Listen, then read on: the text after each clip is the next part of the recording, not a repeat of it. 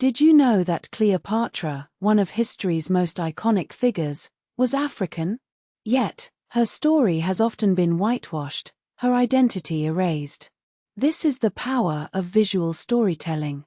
Illustrated Black History by George McCarman brings her and countless other African figures back to life. Cleopatra VII, the last ruler of ancient Egypt, was born in Alexandria in 69 BCE. Her reign was marked by political intrigue, alliances, and battles. McCarman's illustrations depict her not as a Greek queen, but as an African leader, her skin rich with melanin, her gaze piercing. This recentering challenges centuries of Eurocentric narratives. Queen Nzinga of Congo was another formidable leader. Born in 1583, she ruled during a time of intense Portuguese colonization. McCarman's illustrations capture her dual identity as both warrior and diplomat. In 1622, she signed a treaty with the Portuguese, only to break it when they violated its terms. Her story is one of resilience and strategy, often simplified in Western curricula. Moving to the Mali Empire, Mansa Musa stands as one of the wealthiest individuals in history. His pilgrimage to Mecca in 1324 was so grand that it disrupted economies across the Mediterranean. McCarman's illustrations show him adorned in gold, his caravan stretching across the Sahara. This visual narrative underscores the wealth and sophistication of the Mali Empire, often overlooked in Western history books.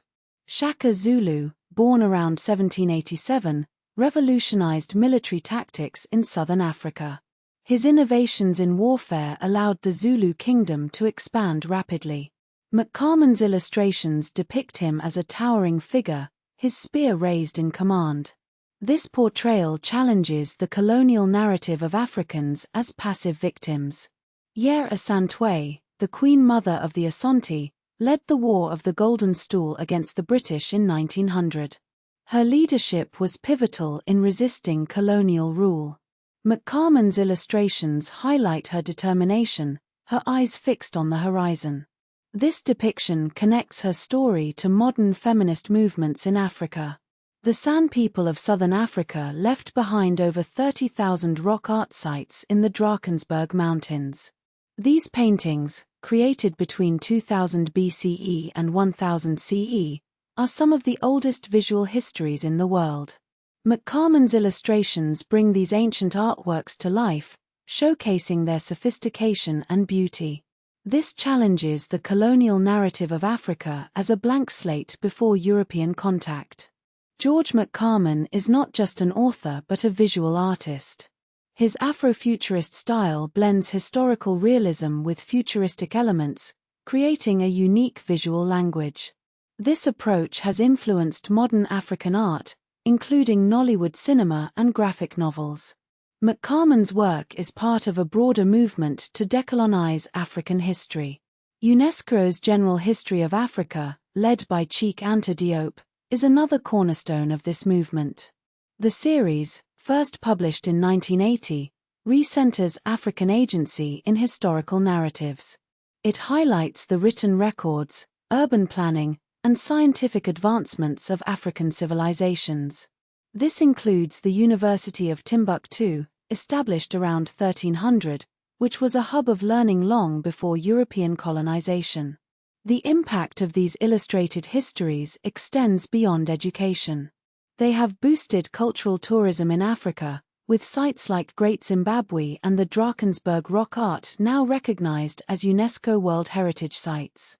These visual narratives also influence modern African identity, with figures like Queen Nzinga and Yer Asantewaa becoming symbols of resistance and empowerment. The demand for accurate African imagery is growing, with platforms like Shutterstock hosting over 108,000 illustrations tagged Africa history. This shift counters the poverty porn and savage stereotypes that dominated the 20th century. It represents a global recognition of Africa's rich and diverse history. Yet, challenges remain. The suppression of San rock art in South African curricula highlights the ongoing struggle to decolonize history. Similarly, Debates over Cleopatra's racial identity reveal the complexities of visual storytelling. Despite these challenges, the work of George McCarman and UNESCO continues to inspire a new generation of historians, artists, and educators.